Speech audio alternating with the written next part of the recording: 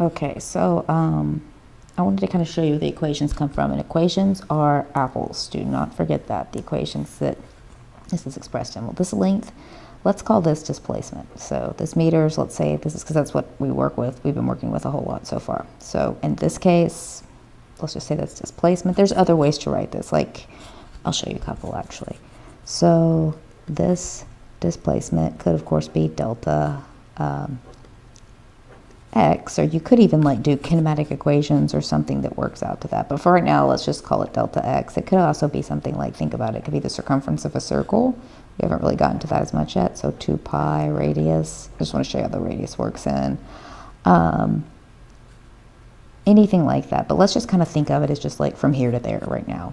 Okay, so let's look at this right here, meters per second. And there's other ways to kind of do some of this. I'm just showing you the real basic.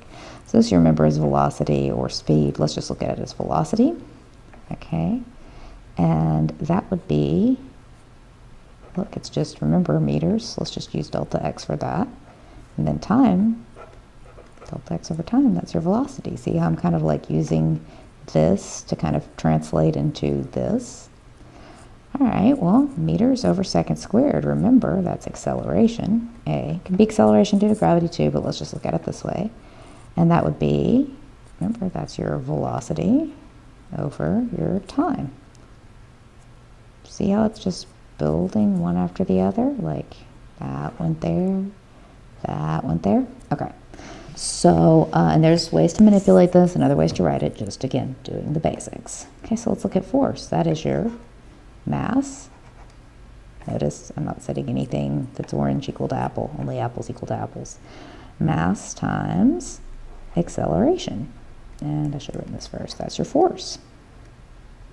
Okay, here's where it gets a little weird. Let's just look at the most basic thing. What we did to get this is you basically took, I'm gonna get a little messy here, you basically took this right here, or actually, I'll do that later. I shouldn't have written that there. I took your force and I multiplied it by what to get this m squared? By another m. Or here, I'll just do, let's do it this way. Kilogram. I know I'm writing the oranges in the red color, but just go with it. Okay, so let's look at this. How can I, this is clearly part of this, right? So let's scratch out what's already here. The kilogram, you can scratch that out. And I'll just go ahead and write it force. Force is what I'm taking out right now. See, because that's force. Meter, so it's just 1 meter. So I'm just going to scratch out the squared, and then the second squared went away. And so you're just left with meters, which is, hey, displacement. So this would be force, and if you remember the equation, dot product displacement equals work. So that hopefully makes a little bit of sense about how that's work. And if you call, work is just the change in energy. But I can show you how potential energy works for this, and even kinetic energy. So let's look at your potential energy. I'm just going to focus on potential energy due to gravity, not spring potential or kinetic. I'll look at that another time. Lost my dot product. Potential energy due to gravity is also this. Now, potential energy due to gravity, what's this force? Oh, this works a different way too. This can be mass, but this could also be a really special acceleration, as in 10 meters per second squared if you're negative 10 meters per second squared if you're on Earth. Acceleration due to gravity. That's also weight, which is, okay, whatever.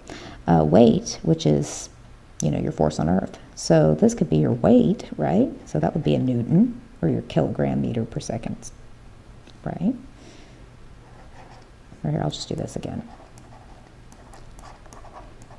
Okay, so you have your weight and your potential energy due to gravity. So let's scratch out the Newton that the weight's measured in. So kilograms go away, it goes away just like before. Second squared, so you're left with a meter. So what kind of unit of length could cause something to have potential to hurt you?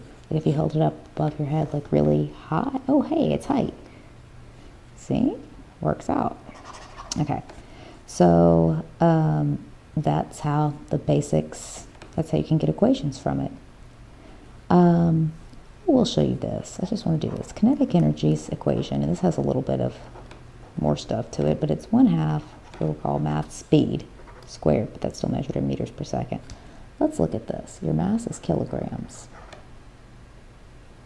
Your speed is meters per second, but if you square speed, like if you have meters per second and then you square that, you'd square the meters and you'd square the seconds. So it'd be kilogram meter squared over second squared. See, it's measured in the same units.